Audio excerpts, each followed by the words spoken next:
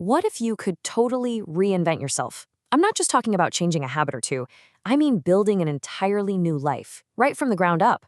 Well, today, we're diving into a powerful framework for doing exactly that.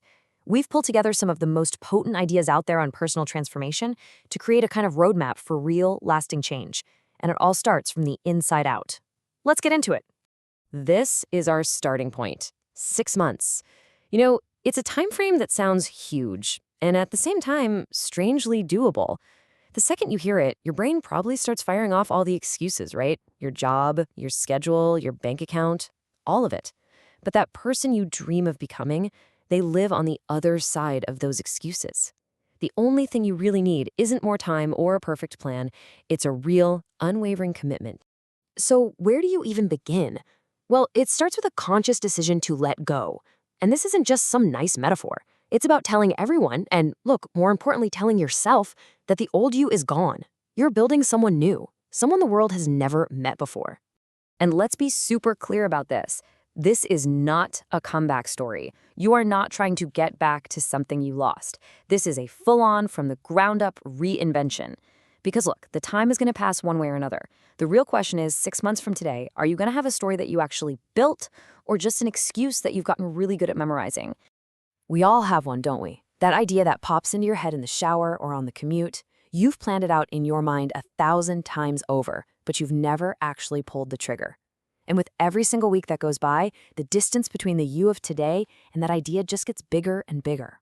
The answer is to just forget the perfect plan. Seriously, the version of you that's just waiting, well, that's costing you way more than a failed attempt ever could. Because a failed attempt, that gives you feedback. It gives you data. Waiting gives you nothing but more waiting. So the single most important thing to take away here is just start. But here's the thing. Before any of that action in the real world can actually stick, there has to be a huge internal shift first. Which brings us to our next big idea. You have to win the battle in your own mind before you can win anywhere else. It really all boils down to two different paths. On one side, you've got what you're willing to tolerate. This is where average becomes this slow, numbing force in your life. But on the other side, you have what you truly deep down believe you are worth.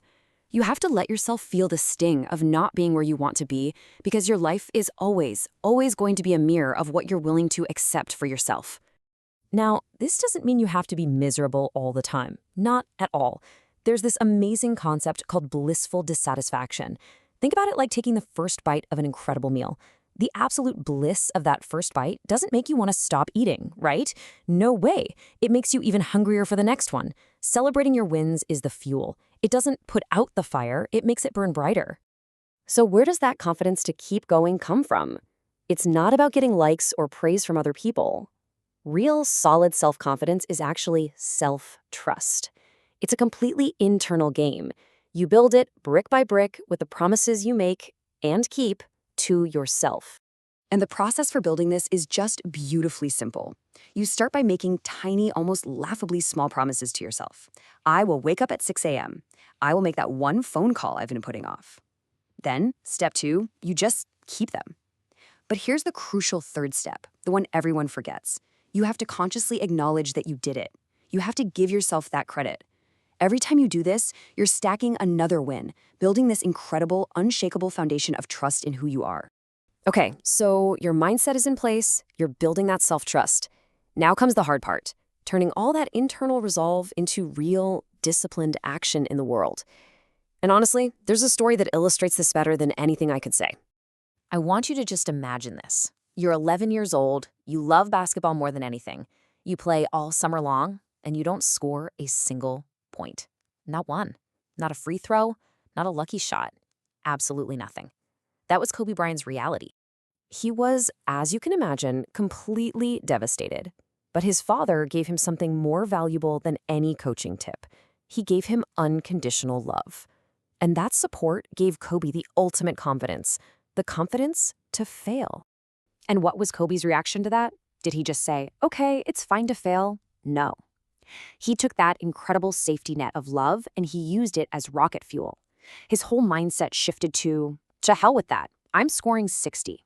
And from that day forward, he was on a mission to simply outwork every single person on the planet.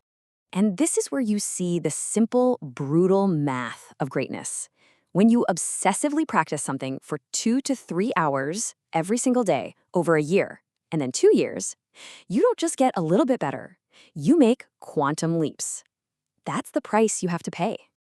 But that work isn't always a straight line to the top, right? A huge part of this whole journey is learning how to handle the setbacks. It's about really understanding that losing is actually a part of winning. This quote from Kobe's high school English teacher just captures that mentality perfectly. The journey is going to be long. You're going to fail, you're going to hit obstacles, but you just keep pushing. The time to rest is when the work is done. Let's look at another legend for a second, Roger Federer. We think of him as just perfect, the picture of grace and victory. But the actual reality of his success is pretty shocking. Okay, take a look at these numbers. He won 80% of his matches, which is just mind-blowing. And this is the crazy part, he only won 54% of the total points he ever played. Think about that for a second. He lost almost half the time. Winning isn't about being perfect. His true genius wasn't his forehand, it was his ability to instantly forget a lost point and focus completely on the very next one. So, what is all this for? I mean, what's the end game? Well, this isn't some 6-month project that you finish and then you're done. It's a way of life. It's a lifelong pursuit of growth and purpose and building a life that you'll actually look back on and remember. You know how as we get older, time just seems to speed up? Well, there's a reason for that. Our days become routine, they become forgettable. Monotony is the enemy. If you want to slow down your perception of time, you have to create new memories. You have to give your brain a reason to wake up and pay attention. So how do you actually do that? You make what you could call memory investments. You say yes to new things and no to another night doing the exact same thing on the couch. And they don't have to be huge. Even small things like walking your dog on a different street or talking to a stranger break the monotony. They build a life that feels rich and full when you look back on it. This ancient Greek quote just puts everything into perspective. It frames your personal journey not just as something you're doing for yourself, but as a kind of duty, a way to honor everyone who came before you by living a full, courageous, and memorable life. And we'll end on this one simple question. It forces you to think about the long game, to treat your future self like a friend that you're responsible for. Every single decision you make today is a deposit into that person's account. It's the story you're writing line by line. So what story are you going to choose to write? Starting right now.